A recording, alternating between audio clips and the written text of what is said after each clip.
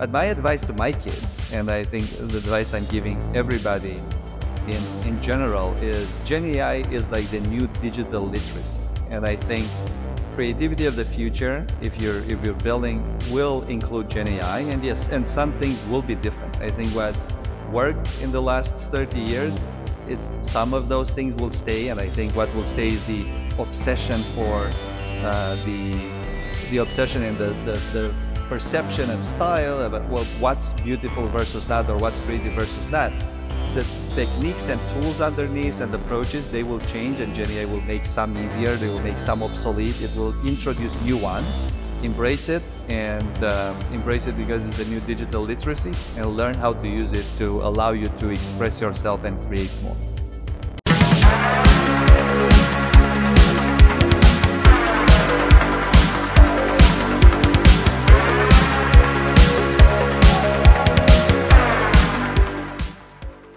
And welcome back to another episode of the 100-Year Podcast. My name is Adario Strange, and this week we have with us, I would say, probably one of the leaders, if not one of the pioneers of all digital imaging and editing in the industry, Adobe. And from Adobe is the Vice President of Generative AI, Alexandru Costin.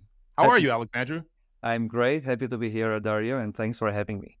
And where are you calling from? Where exactly? I'm in the Adobe headquarters in San Jose, San California. Jose. Okay. Still Silicon Valley, holding fast. So, before we get into, I think today we want to generally talk about FireFly and kind of its place in the marketplace, how it was developed, just some of the features. But first, I want to give people an idea of your background, because a lot of people are very familiar with some of the I guess the new players, the OpenAIs and, the Midjourney people. But you have been at Adobe for, I think, almost 20 years. Do I have that right? 24 years if you take into account my startup tenure. I had a startup in Romania they've acquired. So just to paint the picture, I'm now in the middle or on the side of Silicon Valley, California, but my beginning started in communist Romania long time ago, where mathematics and computer science was a revered kind of way of building a career. So communist Romania was very open to STEM and encouraging citizens to learn. So this got me on a trajectory where I've been very passionate since a young age about computer science. And throughout Romania's development, as we get rid of communism and we moved and joined the European Union, I became a founder at a software startup that I created in Romania called Interact, that Adobe acquired in 2006. So my career started by partnering with Adobe with Macromedia. Actually, early on, my company was building various tools for web developers. So we started partnering with Macromedia. Then Adobe acquired Macromedia, and then also acquired us in 2006. And I led the Adobe Romania site for 10 years, the best company to work for many years in a row, grew it to 500 people, and enabled the team to participate in many technology revolutions like the web wave. We did a lot of contributions to the web. We started doing many digital marketing capabilities, etc. But my trajectory at Adobe got me through various startups that we've acquired and we've integrated, but also got me closer and closer both to moving to US, which I did in 2016, and to artificial intelligence, machine learning, and generative AI. As I evolved in my career, I got closer and closer of those areas. I like to use this podcast as a bit of a history lesson, because what I find is, people, they read the latest news of the day, or they Google something and they think they know everything. I think it's instructive to kind of sometimes take a look back. You mentioned Macromedia. And I know that wasn't your startup that you mentioned, but you did mention it, and it played a big part in the early development of multimedia. And correct me if I'm wrong, if memory serves, Macromedia was basically the digital suite that people use to create interactive DVDs and CD-ROMs. Am I right? Yeah, this was called Macromedia Director, and this we still have colleagues, Macromedia early employees. Actually, my boss, the CTO, Eli Greenfield, is one of those early Macromedia employees that carry over sweet memories about director and multimedia on CDs and DVDs was super hot, and of course Adobe Macromedia Flash. I mean, we participated or led many revolutions from Macromedia and Adobe in digital imaging or multimedia content consumption and generation, enabling creative professionals to tell stories along the way. Yeah, I remember in Web 1.0, kind of when the web boom was happening. Yeah, I'm in New York. Macromedia, Flash, that whole suite of tools, it was kind of, it was everything. You know, we used it to kind of develop all of these experiences, whether it was websites, CDs, CD-ROMs, DVDs. It was, I mean, it's just when you, it was when you invoke that name, it was almost like, you know, it's like, you know, Memories. sparks That's went off. right. Yeah, I was like, That's wow, right. Macromedia. Yeah. So now you moved. You said 2016 you moved to the States. Yeah. Yeah. What is the, yeah? And I'm kind of like front loading a question or embedding a question for something later. But I'm curious, like culturally, like when you came from Eastern Europe, what was the, I guess, workplace culture difference? Like when you got to Silicon Valley, you know, there's this whole idea, this notion of fail fast, you know, break things, you know, make mistakes often. Whereas my understanding from my many travels in Europe is kind of almost the opposite. Like what was that kind of, I guess, Yeah. professional culture shock? That's a great question. And I do think, even if I've been with Adobe for 10 years, I think the culture shock started when Adobe acquired us and started basically onboarding us into the ways of doing business in a large company. Having a Romanian startup, we were a very aggressive but kind of limited in our TAM startup in Romania. Very small, 30 people was my startup. And when Adobe acquired us, we got onboarded and exposed to different cultures, different ways of doing work, more thoughtful, more longer term planning, less focused on the near term, which in a startup you have to do.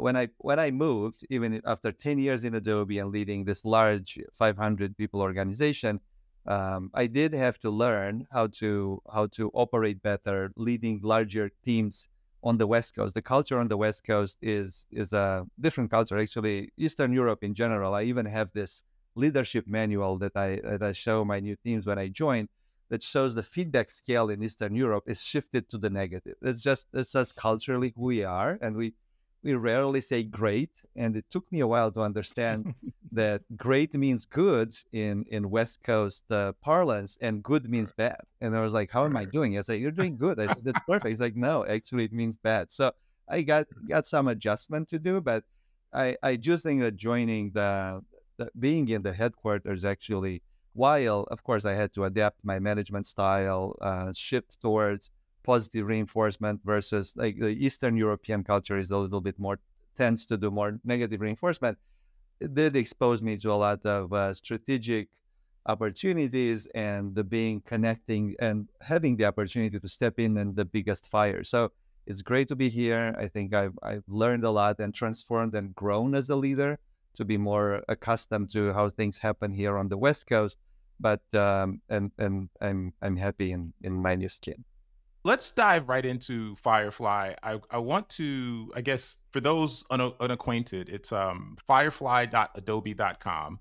And it's basically a generative AI tool where you can create, I would say, everything from photorealistic imagery to artistic, you know, kind of 2D imagery. I use all the tools out there. I started in my generative AI journey in 2022 using the open source tool Stable Diffusion, and then I quickly, you know, adopted Midjourney and, you know, sampled Dall-E. Not a big fan of Dall-E, but I love Midjourney and Stable Diffusion. And now for those who are, I guess, open source nerds, Flux is making waves out there, and I'm very excited to kind of experiment with that.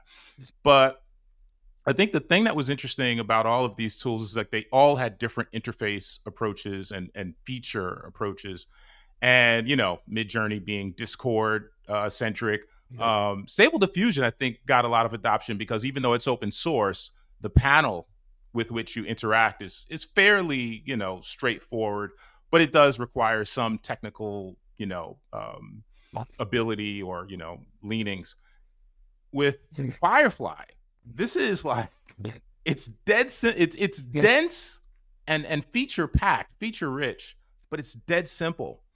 I'm curious, like, what was like when you guys like embarked upon creating the FireFly tool? Like, can you walk me through kind of like what was the thought process of, okay, these are the features that are already out there. This is how people access them. How can we make this more frictionless Yeah, for our users? yeah, happy to do that. And I think back in the we talk about 2022, which was the big year of kind of Gen AI realization, and both Stable Diffusion, Dall-E, and ChatGPT to some extent brought the realization to the whole world that Gen AI is here to stay and transform the world. But at Adobe, we've been doing generative in the previous incarnation of that using GANs, Generative Adversarial Network, since 2020, I think. I've been leading a team building something we called at the time neural filters, which was a series of Photoshop extensions designed to transform editing from pixel editing to semantic editing. So instead of taking, for example, a face and trying to, by manipulating the pixels, make that person smile or frown or change the age to tell a different story, we built these pixel generating, so generative, but using a different technology, capabilities called neural filters to enable this semantic editing. So that's basically the trajectory we've been on. We always believed that we need to empower our creative professional customers at many segments, but most importantly, the creatives, to accelerate the capability, the speed to tell the story, to give them faster creative exploration.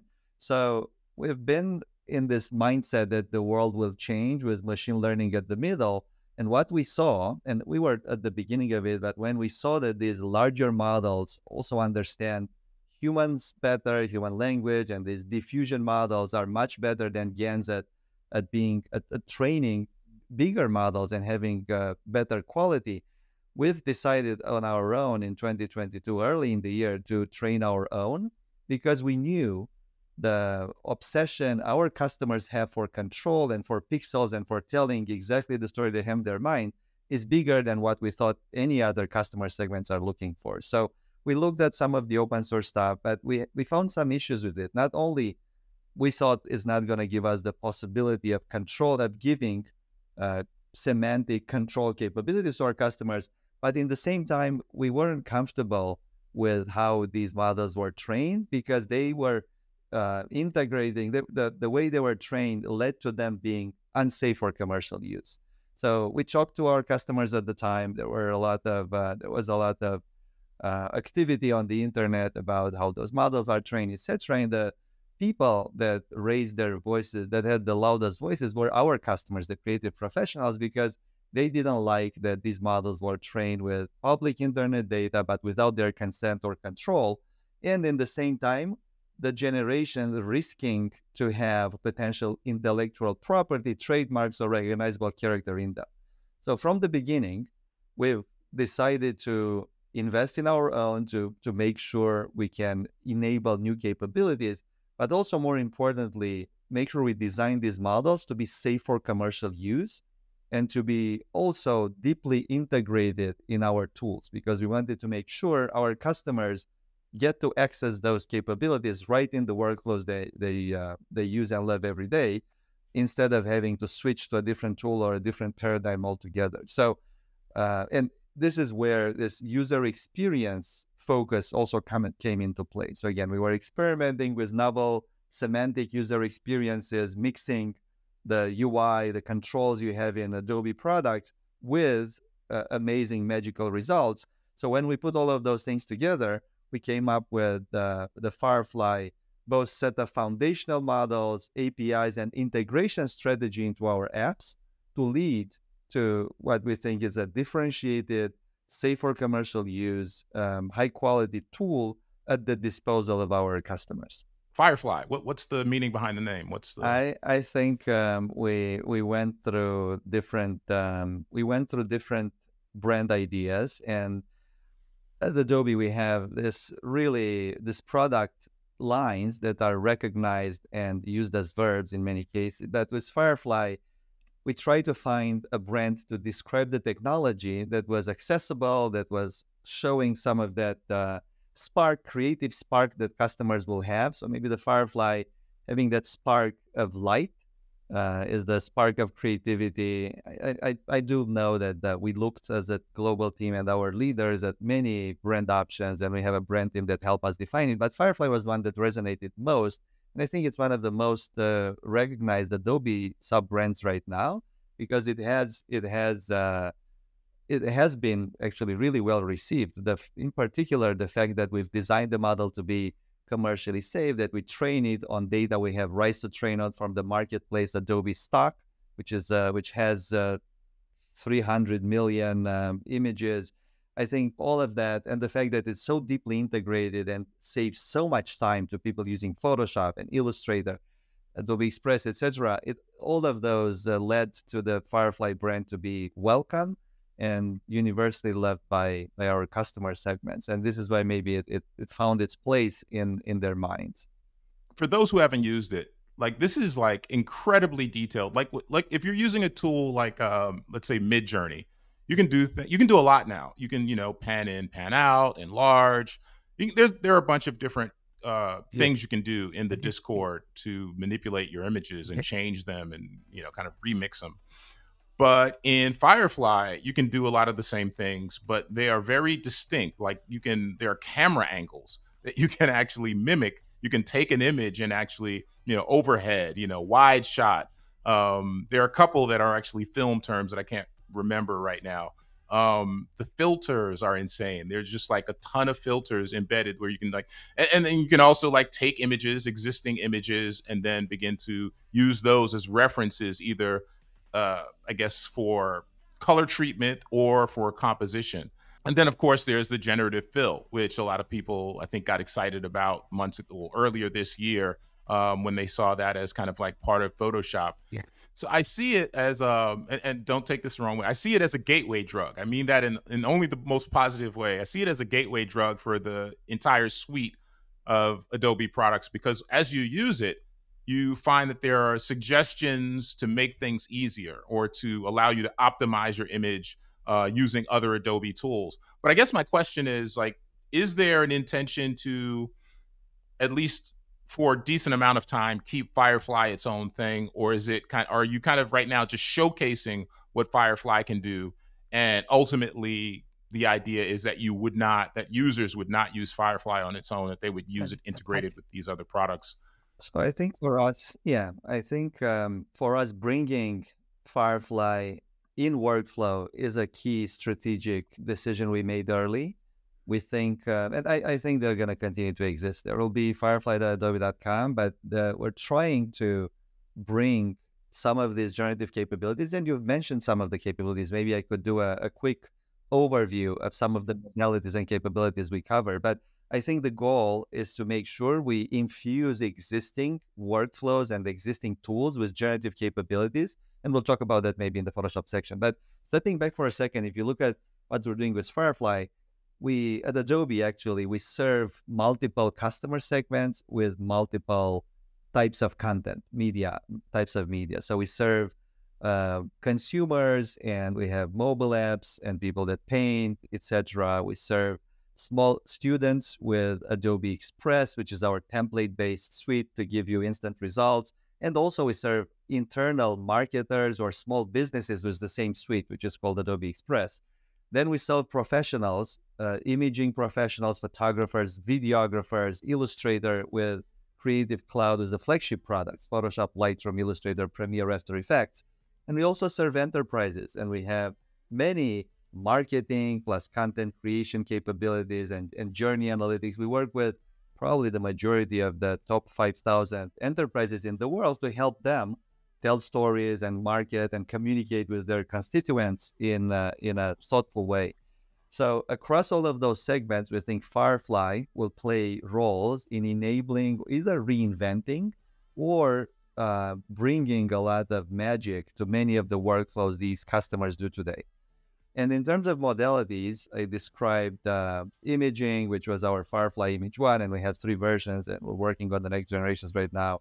We have FireFly Vector. So if you go in Adobe Illustrator and you type a prompt, you don't get back pixels, you get back high-quality editable vectors.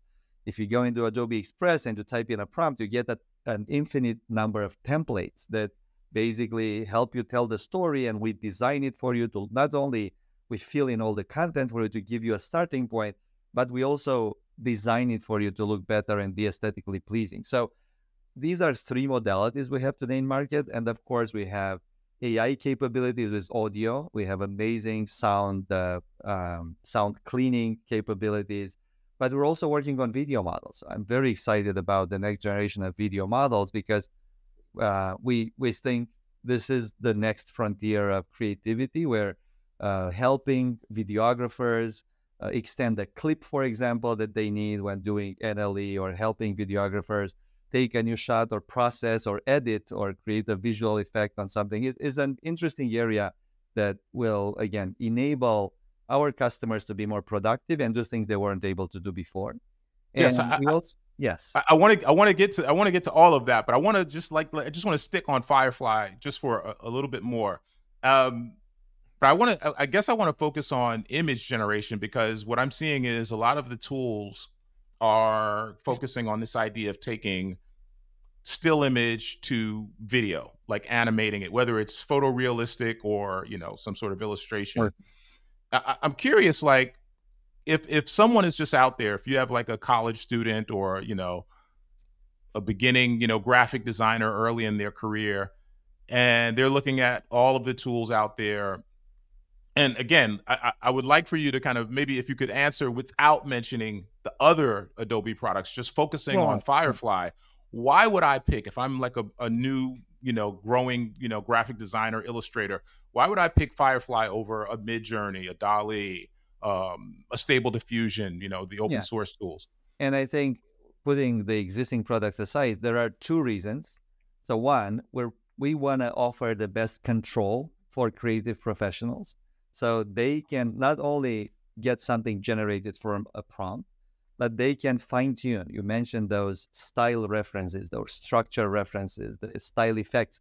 We're working on this amazing technology to help you tell the story that it's in your head and tell it in your own style. You can reference your own images, and control is extremely important. And right now we have these initial waves of control. We will continue to add new control capabilities, because again, we know that our customers, they will obsess of telling exactly the stories that's in their mind, and they are not happy with what the system generates. They need to be able to make changes. So control is a very important one for the creative professional.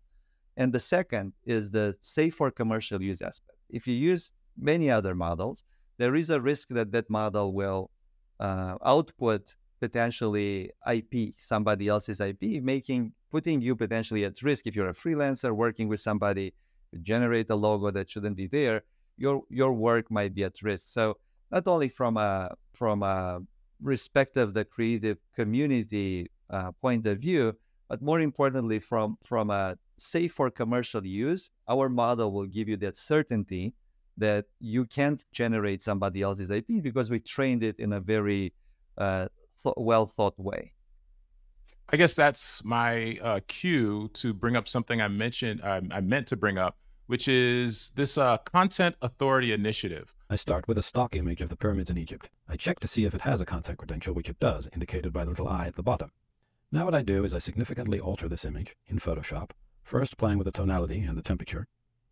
Now I'm going to go into an AI function in Photoshop called Sky Replacement and add some completely artificial clouds to the back of the image. Now what I'm going to do is grab another image that I have ready, and I'm going to overlay it on top of this original image. So I take this image, I overlay it on top, I clear up the background, and now I have an image purporting to show the pyramids in a blizzard. I check the elements of the image again, and it shows me that I have the original, the sky, and the snow. Now I'm going to export this image, but before I do, I deliberately attach the content credentials to the image. I now export it, and it shows up on a mocked-up social media site where my friend Andrew says, "Can you believe it? Scientists found pyramids in Antarctica." I click on the little eye, it takes me to Verify, which is our backend. And here I'm able to see the elements that made up the original, and with this little slider, go back and forth and show you what I started with and what I ended up with. And my understanding is that it's a coalition between Adobe and a number of other companies geared toward allowing or assisting the public and companies as well, users, to determine the provenance of images using various methods. I think one of them are watermarks. I think there's actually 4 different methods, I think. Can you list those? Yeah. Let me What are talk those about for? it for a little bit, Yeah. which is just part of our, we call it the responsible AI strategy we've been doing for a long time. So the Content Authenticity Initiative, which is the one you're referring to, it's something that started in 2018, actually. So in 2018, we have an annual conference called Adobe Max.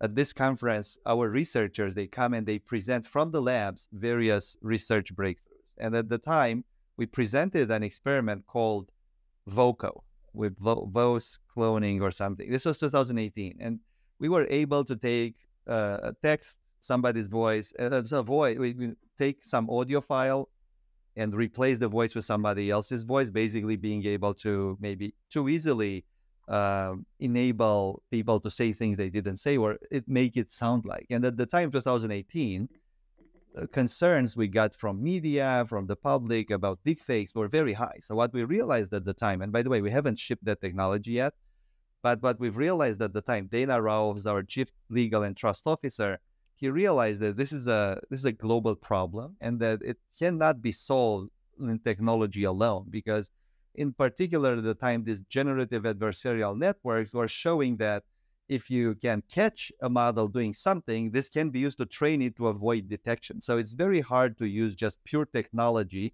to detect when content is created or generated with computers.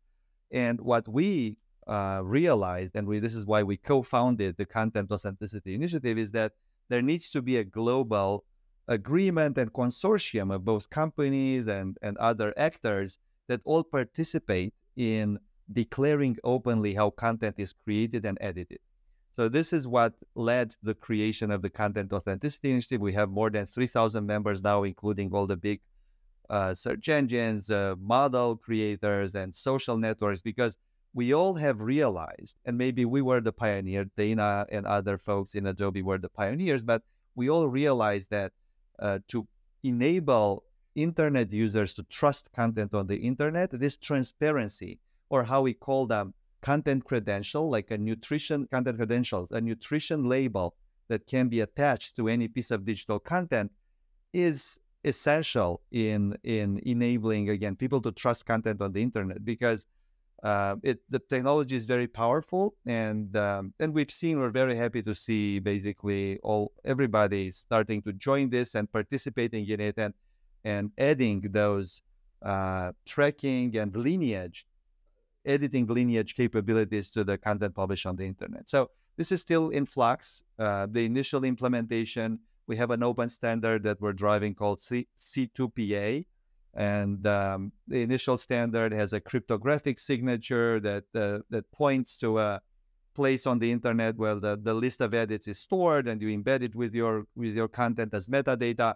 More recent versions allow you to put a fingerprint inside the watermark, that it's hidden inside the image, to maintain this lineage, because metadata can be stripped. So it's a moving standard. But what's important is this agreement from all the big players in the industry that we need to handle generative content and content edited in general. We need to handle that thoughtfully in order to maintain the people's trust in digital content. You know, I don't want to get into politics, and I'm not going to get into politics. However, I must mention something that went viral about a week and a half, 2 weeks ago, was a fairly long form video. I think it was like maybe a few minutes of Camala Harris, one of the U.S. presidential candidates, and it had her voice down. And I think it even like did the lip tracking, if memory serves. And it basically had the candidate saying all these things that they didn't really say.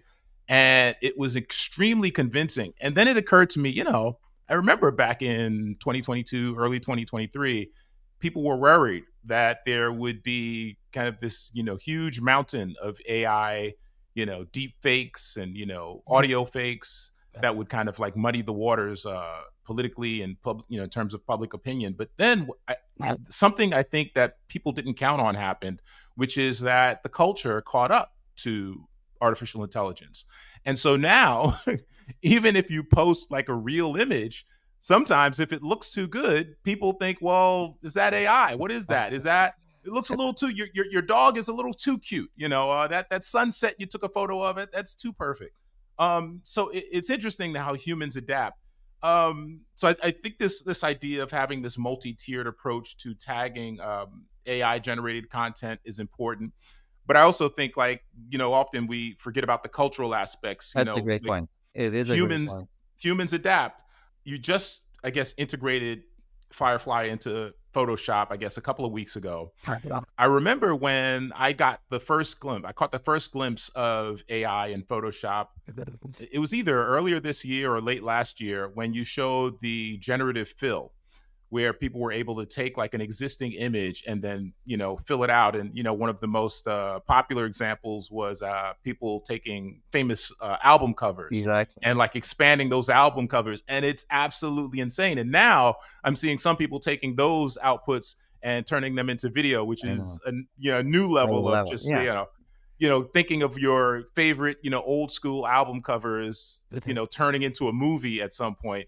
But take us into the Adobe Photoshop world. I mean, when you think about AI, generative AI, and Photoshop, what was the intention behind that? Like I'm sure there are people who are, I guess, professional photographers who need something. Maybe I need like a different aspect ratio, or there's a little bit cut off, something like that. But was there anything else beyond just kind of that little? I think this was a very interesting journey because the Photoshop team, I've been close to that team. Actually, when I moved to US, I was part of the Lightroom team working really close with the Photoshop team. And then as we launched these neural filters, we're great partners. But with generative AI, the Photoshop team, they were really thoughtful about making sure that whatever technology they integrate helps the Photoshop customer versus basically making him or her feel uncomfortable or just be gimmicky.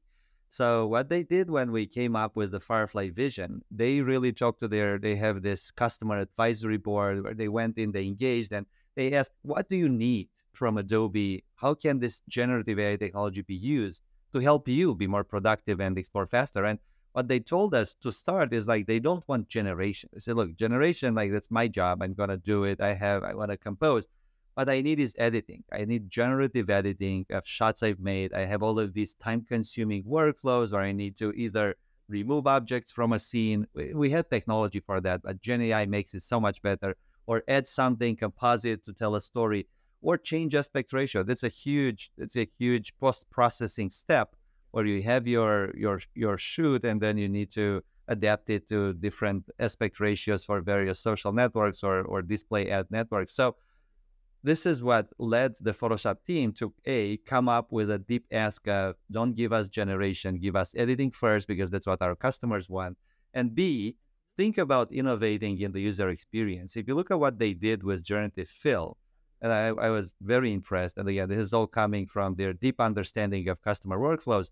They've created like a small co-pilot inside Photoshop where you basically go in, you can still use all the power of Photoshop, but you have this magical small text field that appears when you select something where you can tell it what you want and it will do it for you. But it won't, I would say it's like a level 3 autonomy copilot. I mean, you're still in control of what you want to achieve, but it will do many steps that would have taken you, in some cases, hours to do, and give you options so you can pick the one you like. So they did this with generative fill, and generative expand, and now they've started integrated more things like the text to image FireFly generator. But at the core of the Photoshop's team desire is to infuse Gen AI in existing time-consuming or frustrating workflows, so customers can save back time that they can apply to either getting more jobs or spending more time exploring creative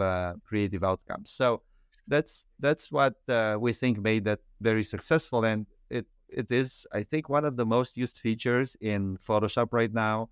I remember we were making this comparison, and paste, for example, is used more. But paste, come on, this is like such a basic thing, but it is used a lot in terms of monthly active users. And it has led to new users being able to do things in Photoshop they wouldn't have been able to see before. So we see it both, how we call it, raising the ceiling, so professionals can do more, but also lowering the floor, enabling new customers to use Photoshop that they couldn't use before because it was too complicated.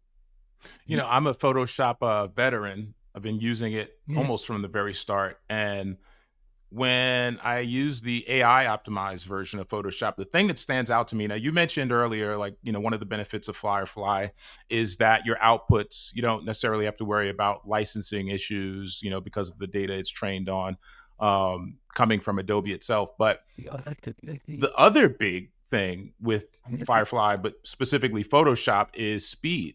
I mean, I know how to do so many things in Photoshop. I have all kinds of magical digital editing tricks up my sleeve. And some of these things are automated now, that it quickly became apparent to me that, oh, this is a speed tool. This is, I mean, because if you're not creative and if you don't have like a talented eye for good visuals, no amount of artificial intelligence will suddenly imbue your work with that, you know, that little spice. But if you do have that eye, speed is, I think, the secret weapon. I think, would you agree that? It is. No, I do. We literally yesterday, we were having a FireFly strategy discussion with my product partner, Zeke, and he was really smart. And he was literally telling me the story and like reiterating what make great artists great, which is they have this eye and they see what's wrong. They have this they can catch, they understand what's wrong, and also they have the determination to work hard at it until they get it right and they're happy with it. And they're initially very unhappy, but they have this drive of making sure they reach their impossible bar. So you're right. This is exactly what we think this is exactly how we think artists will use those generative AI tools. It's going to just enable them to accelerate their pursuit of creative perfection, achieving what's in their mind's eye. And yeah, not only speed in doing the grudge work, but also speed in exploring. They have ideas with like, imagine creating variations of content. These are areas we're looking into, like how do we make it so they can explore faster different concepts, different styles in real time. I mean, you might have seen even in the open source this drive towards faster iteration. We still optimize for quality first, but in terms of speed, we're also looking more recently into making our models much more faster, getting them closer to interactive speeds, even real time in the future, because we want to give our customers this immediate response so they can explore and find faster options for their creative ideas. Yeah, I want to hone in on the point that you said your colleague Zeke made, which is, you know, if you're an experienced digital artist, you know, you won't give up. You know what you're looking for. You know what the sweet spot is. And this is actually what I'm seeing with not just people who generate images, still images using AI, but also video creators. Many of these people, great people, you know, fun, you know, friendly people, but it becomes apparent that they don't have the eye, that they don't have that creative eye to bring something to the end. And often you see them output something that's just good enough. Oh, here's an idea of what I was trying to get at. And I think one of the big pitfalls, at least for now, for traditional graphic designers, as well as, you know, I guess independent filmmakers and commercial film directors as well, is that if you are steeped in the traditional tools and you don't, and you kind of shun AI, you're missing out, mainly because you have a more powerful skill set to bring to these tools than anyone. While all of these people who have never actually directed films, never actually created amazing, you know, graphic design campaigns and packages, while all of these people are outputting all of these kind of, you know, okay or good enough outputs, you have people with brilliant insight, and experience and ability who can marry that with these new tools and give you something so exquisite that not only wouldn't you wouldn't even be able to tell it's AI, but it would be something that they've done that they did even faster and got an even maybe more interesting result. Yeah, and if you coming back to history for a second, when you look at Adobe, we've been a company created and led the digital publishing revolution, which was, and I want to make this kind of quick history look back.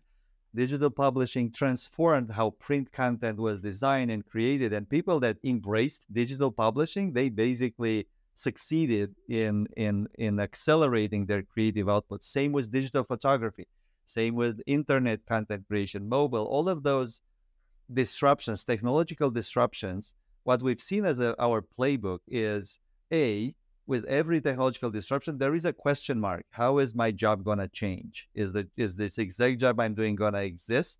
And in reality, jobs are continuously changing. But in the same time, in terms of numbers of people paid to do design and to create, it has continuously increased. Every time the same questions were asked, is this technological disruption going to change my world? I think the answer is yes.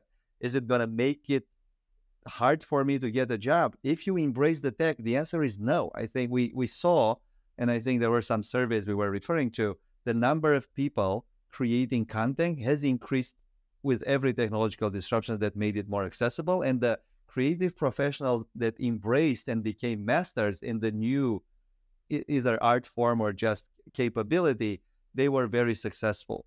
There were people that will not use it, and we think they're at a disadvantage because they, even if they're brilliant, they will have the barriers of having to do some of the steps that now GenAI can do for you by themselves, which will take time away from being able to produce more. So our goal is to, and our playbook with every technological disruption, and I do think GenAI is the biggest, is to embrace the tech, adapt it, make it the best it can be for our customers' needs, and put it at their disposal in our product so they can be successful.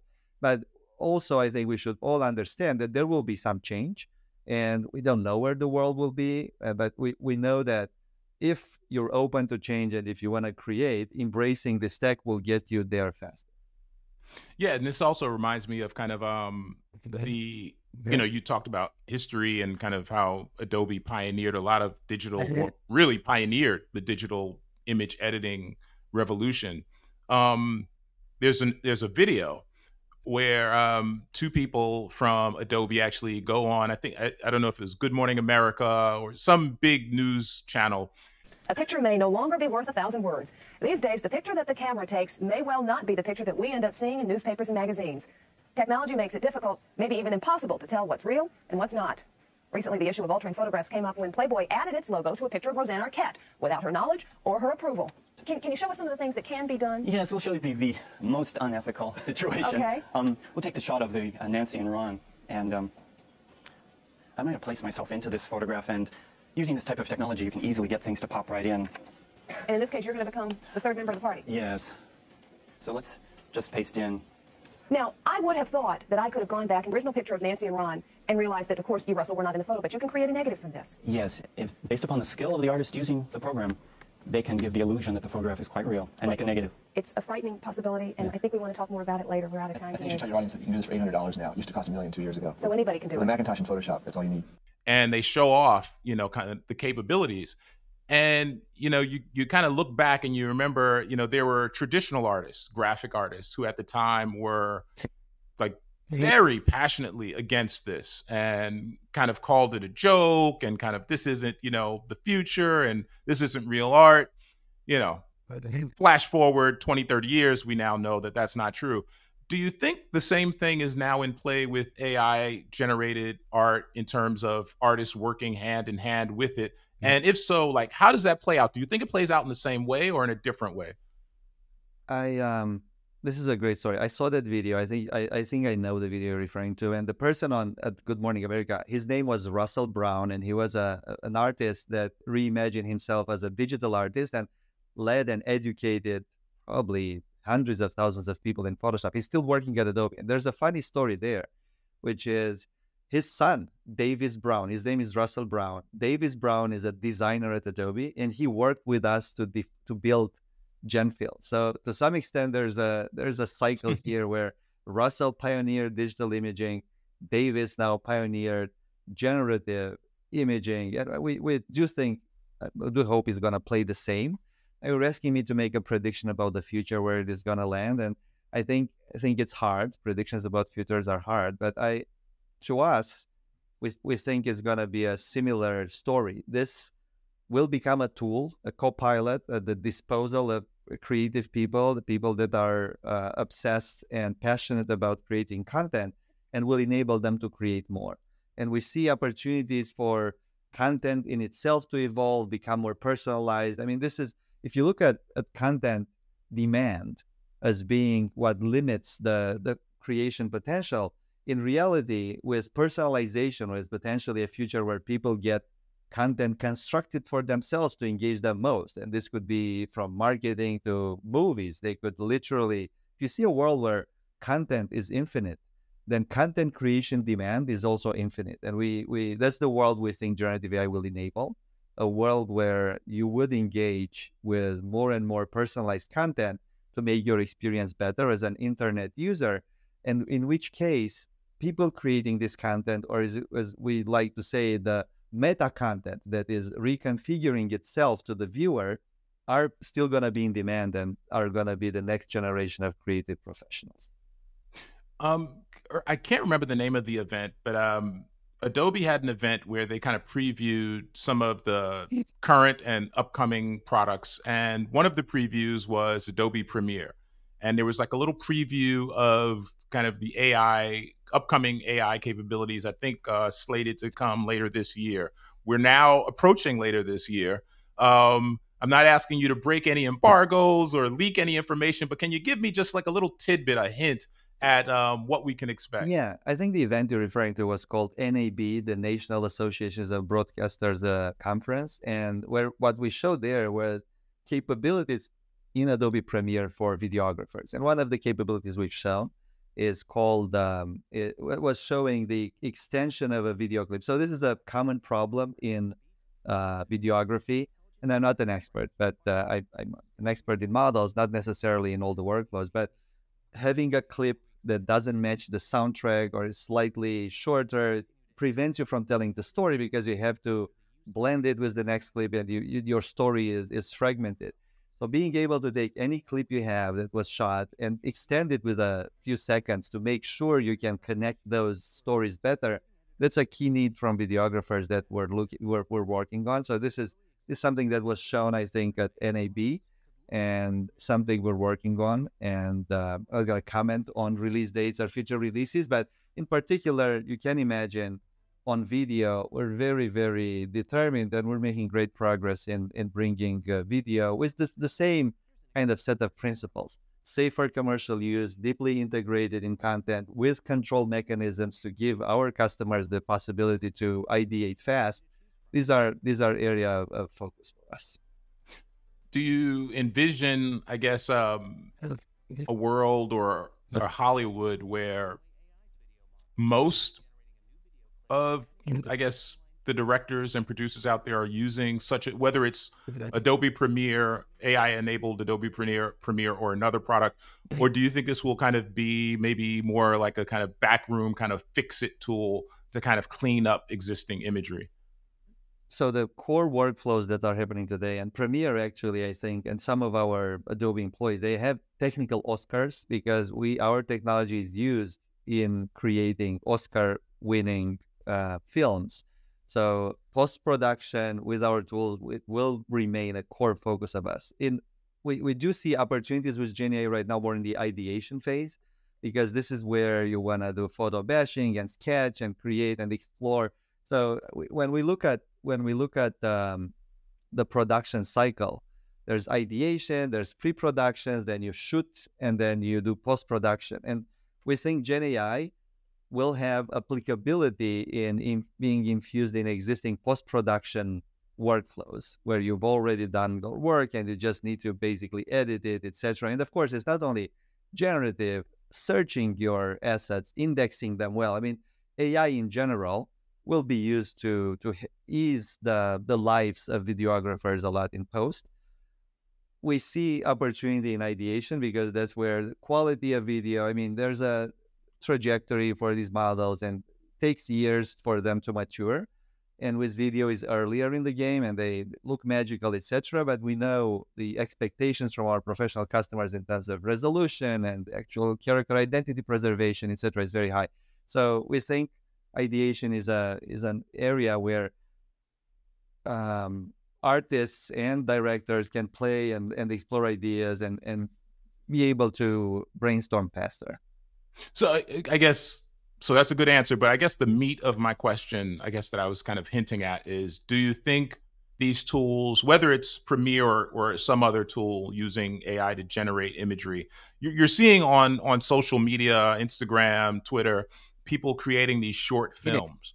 Do you think we are kind of on the cusp of a number of directors making, creating wholly AI generated films? Or do you think, like, at least for the foreseeable future, and things move fast, so let's say foreseeable future is the next 5 years, is it mainly, as you mentioned, a corrective post-production tool? Or do you see kind of like a new industry of like wholly AI generated films? I don't know, to be honest. I think it will be a mix of three. There are companies out there that are pushing for AI only films. We think it's gonna be a mix. And again, where we start from is post and ideation, and we want to do AI responsibly. So we're trying to make sure we also take into account various regulatory and societal implications of some of these tools, because we want to put them at the disposal of our customers versus giving them new powers. So I don't know the exact answer, but I'm sure we're working hard to improve the technology and make it usable and useful in many workflows. And I know many others in the industry are doing the same. So it's going to be, I think it's going to be effervescent for sure over the next couple of years. The same thing you've seen with images, which is kind of now reaching some level of maturity. We think it will happen with video. It will happen with 3D. That's another angle. I think the gaming world will be also potentially reimagined, because now as these video models, they become real time. They're like an interactive kind of world model that you can interact with, and it does things. So you can imagine new art forms basically emerging in this personalized interactive films. I hope that actually this is where the technology will be leading. Instead of recasting, for sure there's some recasting and improving workflows in existing media types, but the opportunity is to come up with new media types, and that's where I hope the creative brains of our customers and other luminaries in the field will adapt this technology for new ways, new media types, basically, that are just going to make our lives more delightful and enable new ways of creative expression. I often ask guests on the 100-Year podcast that, I ask them about open source and the idea of how do you defend your AI startup from open source. The open source space moves so rapidly. There's a huge Stable Diffusion community, and very rapidly you're already seeing them, some of them defect to Flux because they think it's better, and a lot of the capabilities that you see in commercial AI tools, they take a little while to make it to open source, but they eventually make it, whether it's still image, video, audio.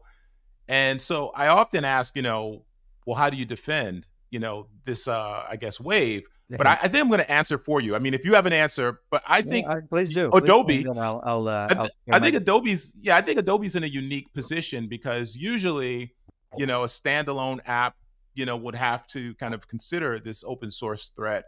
But I think your strength is the suite. That's the value add. It's all of these other tools that you can use to, I guess, speed up, because anyone who's used open source AI software knows that it's a time-consuming process. You get great, brilliant, amazing results, but you have to invest a lot of time.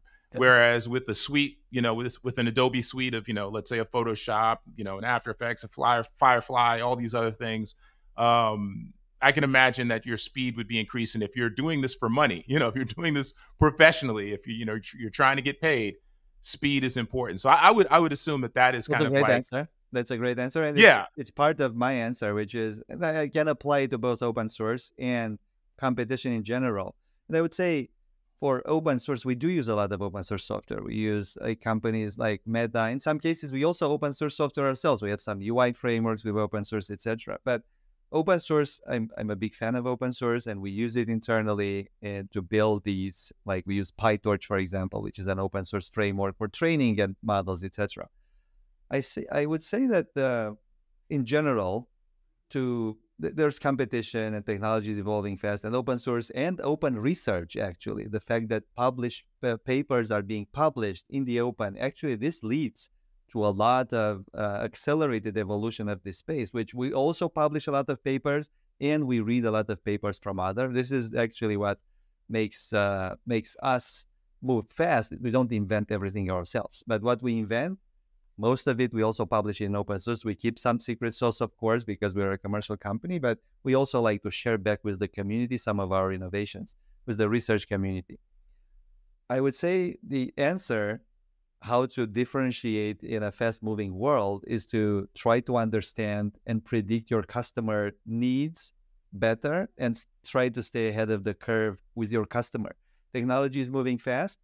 What we have as a differentiator, I think, is 40 years of passion for pleasing and helping creative professionals succeed, and deep understanding of how they think, what they need, how they operate. This is why I think the success of generative fill in Photoshop didn't come from the tech itself. The tech is amazing, but it comes from the fact that we knew what they want because we talked to them for 40 years. So we have, again, Russell Brown is still with Adobe, that guy that was on Good Morning America, and he's embracing and guiding us on how to bring Gen AI to the existing customer base. So I would say innovating, understanding customer needs, trying to stay ahead of the curves with the workflows we're serving or enabling them to do new things they couldn't do before, while innovating in technology, innovating in models, embracing open source innovation. I think our differentiator will be a deeper customer intimacy, if you might say. I want to kind of go back to your European background. We just saw last week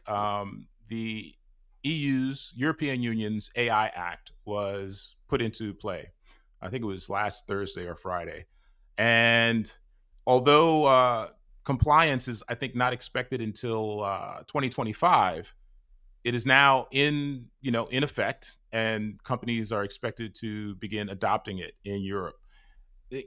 Often when we speak about, I know France has kind of like, a burgeoning AI, I guess, space, but in general, Europe, whether it's Western or Eastern Europe, doesn't seem to be generally, not at all, but generally doesn't seem to be as competitive and fast moving as, the United States and some parts of Asia with regard to AI. Do you think the AI Act will stifle or slow development of AI startups from that region? I don't think it's necessarily the AI Act, but I do think we've always been big proponents of responsible AI. And I think part of the AI Act, and again, I haven't read it in full, but I know our legal team not only read it, but Dana, I think he advised the European Committee with some of our perspectives on how doing AI responsibly should happen. So I was reading that they're trying to find this middle ground of still enabling innovation without stifling too much. So bringing responsibility in AI while not stifling innovation, I think that's a fine balance. In my perspective, I don't think it will. I think it will bring some responsibility, but at the same time, I think innovation should be fueled differently, either through an active venture community, which is happening in US a lot. There's a lot of VC investment to fuel this innovation. So I think Europe, maybe, I'm not sure if that exists to the same level in Europe. And maybe that's, I would say, a bigger catalyst that's missing there for some of this innovation. But I do think across the world, everybody understands that Gen AI is here to stay in a responsible way. And they're trying to make sure they're not going to be lagging in the world by not enabling their citizens to have access to this top technology. So I think there will be some responsibility brought in by those acts, which is great. We've always been big proponents of responsible AI, but in the same time, we think it's going to be embraced more and more around the world, leading to to many changes. Again, I think the world will change. This is a really big shift because knowledge work now is going to be accelerated to novel way. Creativity maybe is the one where you see visually how things work, but understanding information, summarizing information, being able to make faster decisions, this apply to all knowledge work. And we think this is going to lead to an accelerated world development if adopted correctly. So I'm an optimist. So I think we're going to, both Europe and in general, the whole world will find this efficient frontier between regulation and innovation. And I think we'll find a good one, a good balance. I think this idea that Adobe understands their customers because of that long history is accurate.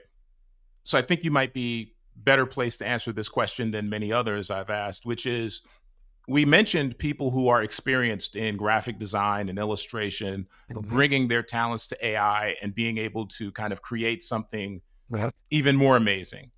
What do you say to someone who has a child who is 12 years old, who wants to become an amazing graphic designer, but is being presented, with all of these AI tools, and maybe they're in danger of perhaps not getting some of that, I guess, training that, I guess, old school, kind of artists, graphic designers of the past got? Like, what's your answer to that future? Personal answer too. So my daughter, she's 12 and she loves to paint. She's not necessarily but she loves doing it. She's using an iPad app from Adobe called Fresco that allows her to paint and create. But my advice to my kids, and I think the advice I'm giving everybody in general, is Gen AI is like the new digital literacy. And I think creativity of the future, if you're building, will include Gen AI. And yes, and some things will be different. I think what worked in the last 30 years, some of those things will stay. And I think what will stay is the obsession for the obsession and the perception of style, of what's beautiful versus not, or what's creative versus not. The techniques and tools underneath and approaches, they will change, and Gen AI will make some easier. They will make some obsolete. It will introduce new ones. But so my advice would be, embrace it, learn how to master it, and learn how to create with it. Because again, it's a different type of creation. I would say it's a higher level creation. What we like to say at Adobe is we're trying to upskill our designers and visual designers more into mini creative directors, where they instruct the computer with Gen AI to do what they're trying to achieve. So embrace it, and embrace it because it's the new digital literacy, and learn how to use it to allow you to express yourself and create more. Awesome. That's an awesome answer. I appreciate it. Alexandru Costin from Adobe, Vice President of Generative AI at Adobe. Is there anything that I missed, like one feature from FireFly that maybe we didn't cover that you think is getting underexposed, needs a little bit more attention?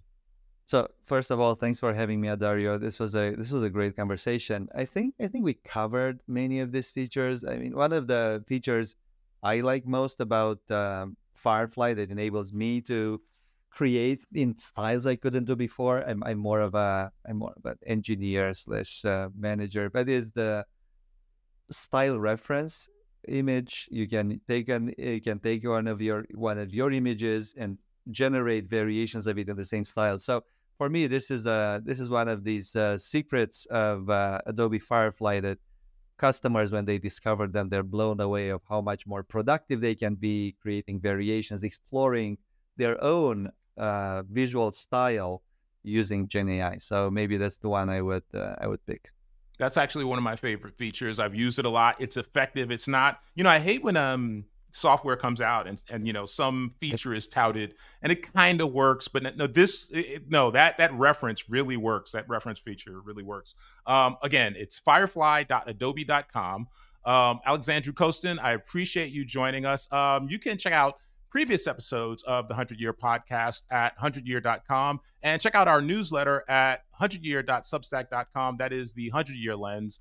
Thank you again, Alexandru. Thank you for listening and watching, and we will see you next time.